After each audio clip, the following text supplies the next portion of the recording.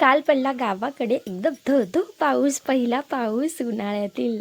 तर बघा त्रिशिका अबीर कसा खेळतोय. त्रिशिकाला थांबवते तरी पण ती थांबायचं नाव नाही. अगं पडशील पडशील पडशील, पण काय थांबायचं काम नाही आणि नुसतं पाण्यामध्ये खेळत होती.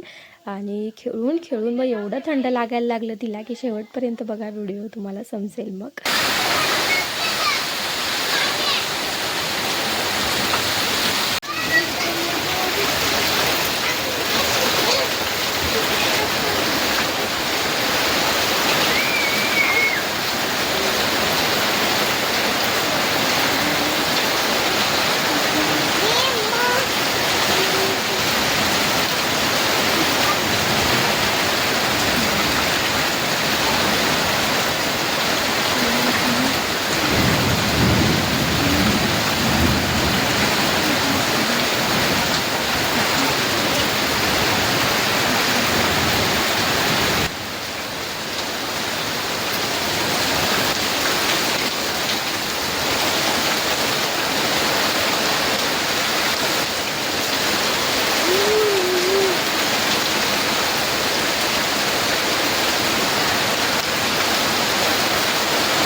कडक उन्हाळा चालू असताना पडलेल्या पहिल्या पावसात भिजण्याची मजाच काहीतरी वेगळी असते. आम्ही पण लहान असताना असंच भिजायचं.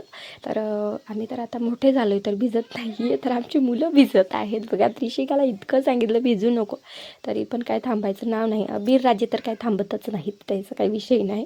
पण भिजून भिजून मग त्यांना लागायला लागली थंडी आणि बघा असं गुंडाळून एका जागी मग असं दडपडायला लागले. तिकडे तिकडे दडून बसायला लागले. मग पावसामध्ये पाऊस चालूच होता पण भिजून ते थंड झाले होते आणि मग त्यांना गार लागायला लागलं.